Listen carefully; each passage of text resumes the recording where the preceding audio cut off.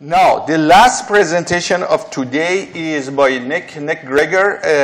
In the last couple of days, literally, I think the last result I saw from Nick was 2 a.m. this morning. He's comparing these 5 models because obviously in each presentation, we compared between our 2008 model and 2012 model, but we didn't have opportunity to compare all these models together. Nick did it, and he's going to show the results. Thank you very much.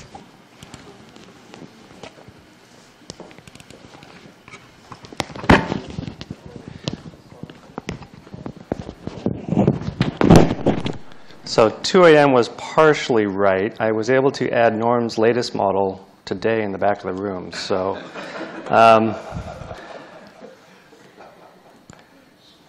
had a break between 2 and this morning.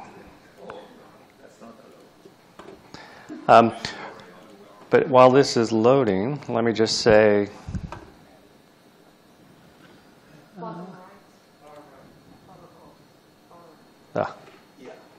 Windows to Mac.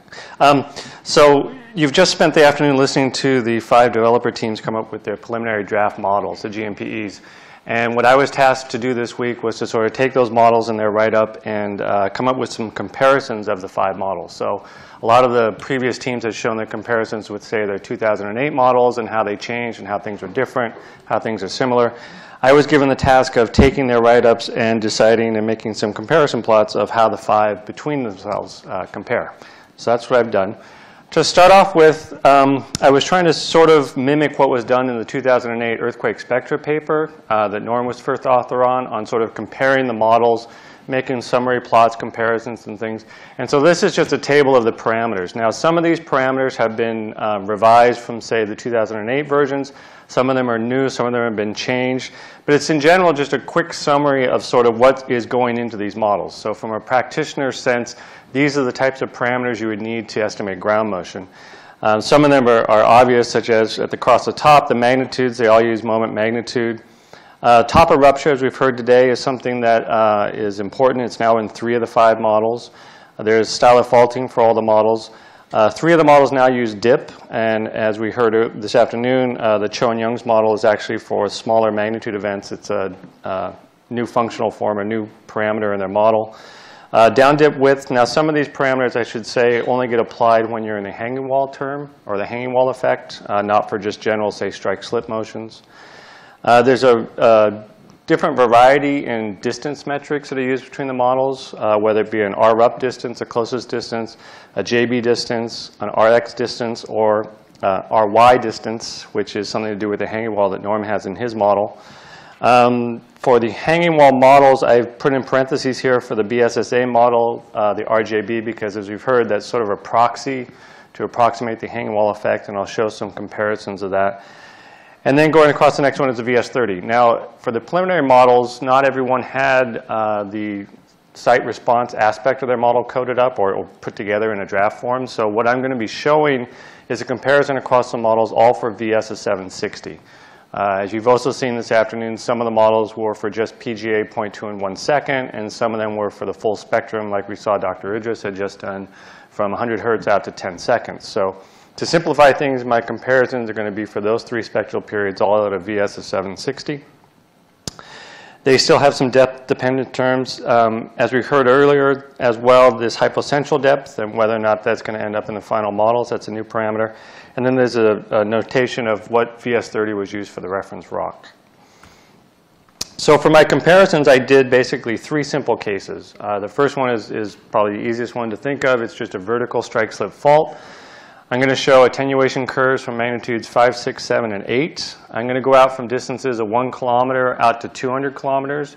And as Norm had mentioned in his model, there seems to be an issue with the long-distance attenuation, and that's going to be fixed as these models get refined. The dip for this, of course, is 90 degrees. To deal with the hypocentral depth, I took basically a fault area depending upon magnitude, which is just a simple seismological relationship. So for magnitude 5, you have roughly a 3 by 3 kilometer zone for that fault rupture area. Magnitude 6, you're up to 10 kilometers. Magnitude 7 and 8, I capped it at a width of 15 kilometers to sort of mimic what we see in California. And then for the hypocentral depth, which is one of the terms that's needed for estimating ground motions in one of the models, I took it to be 75% of the fault width. So for example, the larger magnitudes, you're going to be getting depth around 11 kilometers. At the smaller magnitudes, you're looking at maybe 1.5 or just under 2 kilometers for the hypocentral depth. For the strike-slip case, I did surface rupture, so top of rupture was 0. And as I mentioned, I did 760 for the comparison for all the models. So starting on this figure, what I have now are the attenuation curves for all the 5 models. All the colors and line types are going to be consistent for this plot and this plot forward, whether it be a ground motion that I'm showing or a sigma that I'll show a little bit later. The solid blue line is for Abrahamson and Silva. The red dashed line is for BSSA. Green dash is Campbell-Bezonia. Purple dash, or it kind of shows up almost as blue, but the small dash is Cho and Young's. And then the orange, the dashed dot, is for Idris. Going across for reading top to bottom, right to left, you have magnitude 5 for PGA, magnitude 6, and then down at the bottom you have magnitude 7, and then finally magnitude 8 down in the lower right-hand corner. I'm plotting this as a function of RJB distance for this vertical strike-slip case. So in a sense, this is an easy thing to imagine, because for a vertical strike-slip, RJB with a surface rupture is going to be the same as R-rupt. So you'll see a little bit later when I get into the dip-slip cases, I'll explain what I'm plotting as a function of. For this case, for the comparison of the 5 models, you can see, and this is a pretty consistent thing, is that between magnitude and 6, for magnitude 6 and 7, there's a pretty good agreement, or there's a clustering between the 5 models. There's a bigger spread in the models when you get to the sort of endpoints, the magnitude 5 and the magnitude 8. This is for PGA. This is the same results, but now for 0.2 second spectral acceleration. And again, you're seeing the sort of clustering for the magnitude 6 and 7 cases, and sort of a wider range in values for the magnitude 5 and magnitude 7. As well, you can see a little bit of a distance, a change in slope as you go out to larger distances. And of course, as Norman mentioned, this blue line, which is coming up high for the magnitude 8, is something he'll be looking into in the near future. If you now look at the 1 second case, again, it's the same set of plots, but now for 1 second spectral acceleration. And this we should take note of is Norm's comment that this will be fixed. It'll be refined. But again, we get the same conclusion that for the magnitude 5, you get a bigger range. Magnitude 6 and 7, you're predicting similar ground motions, and there's a little bit of a divergence here for the magnitude 8 cases. So that was for the strike-slip case, which is sort of the easy one. The next case that I went into and started looking at was I want to look at a dipping fault. So I have 2 cases of dipping faults that I'll go through and show similar results. For this case, the first thing I'm doing is a magnitude 5, 6, and 7, so I didn't do a magnitude 8 for the dipping case. I'm doing distances again from 1 to 200 kilometers. I'm doing a dip angle of 45 degrees. And again, I have the same dip width, or the magnitude area relationship for each of these magnitudes. And again, the hypocentral depth was taken at 75% of the fault width. And as I mentioned, the same VS 760. Now, what I'm going to be showing is a little bit different. Instead of attenuation curves, they will be attenuation curves, but they'll be relative to a distance which I'm taking as the RX distance. So if we think of it in this schematic up here, we have a dipping fault. We take 0 for RX to be right here, because this is a surface rupture fault. It's right at the top of the surface trace. Anything to the right here is going to be RX positive, which would be our hanging wall cases, and anything to the left would be RX negative, which would be our footwall cases. So looking at this, I only have 3 plots now because I didn't do the magnitude 8, but again, we have the magnitude 5 case, magnitude 6 case, magnitude 7 case. There are a couple of things to start looking at when you come into these. Is again, the 0 line would be right at the up dip, the surface trace of the fault, which would then dip down to the right here and extend. So there'd be a surface expression, or one way to think of it is the RJB distance would be 0 for a certain width, going from the 0 RX distance out. And if you think about it, for this magnitude 5, you've got a 3 by 3 kilometer rupture. So that surface projection is going to be quite small. By the time you get to a magnitude 7, you'll get a bigger rupture or a bigger surface projection. And so you can see that down here on the bottom, you get this sort of constant values in ground motion, and that's because you're over the surface projection of the fault, so you get a 0 RJB distance. And for the BSSA model, that implies that you get the same ground motions. And you can see it's sort of intermediate here. The other thing is that for this case, you can see that for the small magnitudes, you don't see as much of a hanging wall versus foot wall effect. As you get out here to the magnitude 7, you start to see a little bit of a decrease, and then it's not symmetrical is basically the way to look at it on both sides of this 0 line. That's for PGA. We have similar results for the 0.2 seconds. You're looking at the same cases. And I should also say that you can see, as we saw in the previous examples, for magnitude 6, there's a little bit of better agreement, especially as you get out away from the 0 line here. And as you get to magnitude 7, there's a bigger divergence of the 5 models. And then finally, this is for 1 second. The next case I wanted to look at, the third case of the 3 cases I looked at, was very similar to the previous case, but instead of having it come all the way to the surface, it's going to be buried at 6 kilometers depth. So the geometry is very similar, except for I've now pushed this down 6 kilometers. So that changes some of the distance calculations and things. The way I'm plotting it is still relative to this Rx of 0, where Rx is just a vertical projection of the up-dip surface trace of the fault. And so everything is going to be plotted relative to that the same way it was for the other cases. The other thing I should mention is that for Norm's model, the Ry distance was assumed to be 0, which means basically that your station is located over the surface projection mapped of the fault. If we then look at the same plots, what we have here is, again, the same suite. The big difference between sort of the previous one and this one is that there's a broadening here at sort of the peak because you now have this fault that's buried. And so you can make the same sort of general conclusions. You get a better agreement between the cases for Model 6. Again, for Model 7, you have this wider plateau, especially for the BSAA model because of the fact that your RJB distance is 0. This is for PGA. This is for 0.2 seconds. And again, there's similar results for 1 second. Then the next thing that I wanted to look at was to look at the magnitude scaling between the 5 models. And so I'm sort of switching what I'm plotting here. This is for a vertical strike slip fault. So I've gone back to my first case, the vertical strike slip. I plotted it as a function of magnitude, and these are all for a rupture distance of 30 kilometers. So I'm fixing the rupture distance and just changing the magnitude. So across the x-axis on the bottom, you have magnitudes going from magnitude 5 up to 8.5. And then you have the 5 models, again, the same color code and line type scheme. And you can see the range in motion is actually quite large down here at the magnitude 5 level.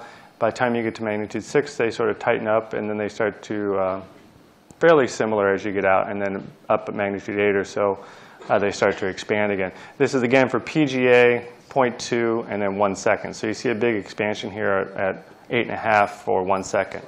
I did take these models out to say 8.5, although I don't know if all the developers would feel comfortable at this point with their preliminary draft models to say, okay, it's okay to extend them out and to continue to increase those out to large magnitude. But this sort of gets at sort of one of the questions I think Zia was asking as a practitioner.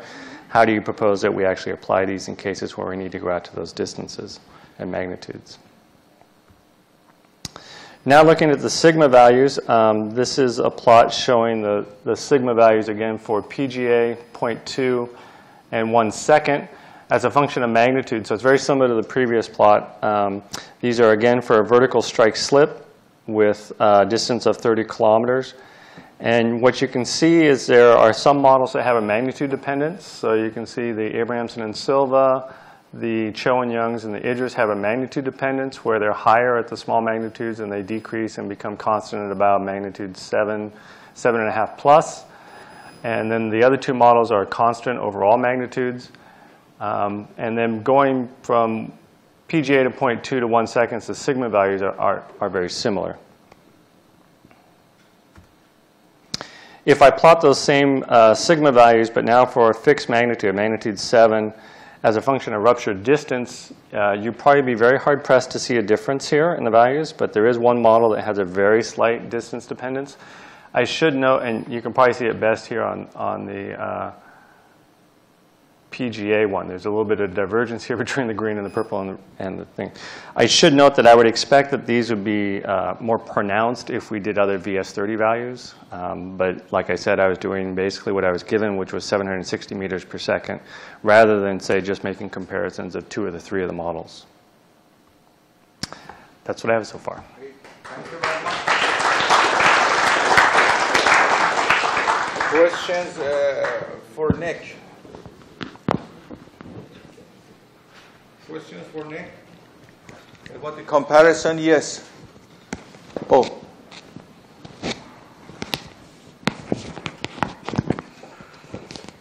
You didn't use the term top of rupture. Could you just clarify what you mean by the distance to rupture, what you're measuring to? So for the rupture distance, it's the closest distance to the rupture plane. And so depending if it's a vertical strike slip or a dipping fault, you have to calculate that geometric term or that distance term. But you don't care what norm used the top of the rupture based on the finite fault and where the slip happened? No, I've assumed a finite fault. So for example, for a magnitude 7 or for magnitude 6, I've assumed a 10 kilometer by 10 kilometer fault plane. And so I calculate my distance from a station to that fault plane. Okay. More questions? Yes? Well, I assume that the end user wouldn't need to worry about the VS30 for reference rock. But I'm curious why the VS30 for reference rock is different from one model to another model. I guess we need the modelers here, right? Yeah. Don't we need the modelers if we get up front to to the answer discussion, those questions? we need all modelers here. One reason for using a high number like 1100 is that the site response is linear across all ground motion levels. At 760, for example, in Waltz models, there's still some nonlinearity. It's weak, but it's still there. So that's why we're using a higher value. I think if I try to speak for John Stewart, they're trying to use a reference value that fits with the number that's given in the, what the national hazard maps are using as a reference rock condition. But we used a higher value to try to have one that's completely linear.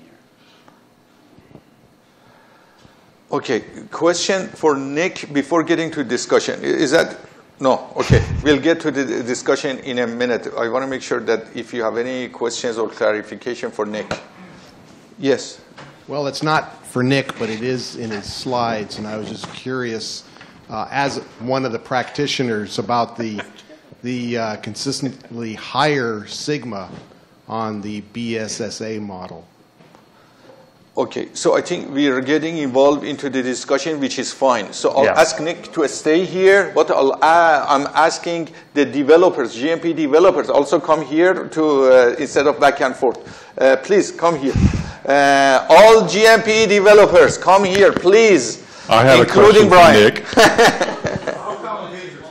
No, I'm Idris. You know what Bob said? Norm is revising his model. He cannot come up. Okay. While I'm walking on your hanging wall effect plots, right. If I look at the way you plot the model that I just gave you, it looks symmetric on the footwall and hanging wall side. So it looks like you plotted the hanging wall numbers on the footwall side. Oh, yeah. You are correct. So you have to turn on the flag. You can't just put in -RX. It's not that smart. I thought I turned the flag on. But obviously it doesn't look that way. Yeah. No, that was this afternoon. And then he got the model 2 p.m. Yeah. All right.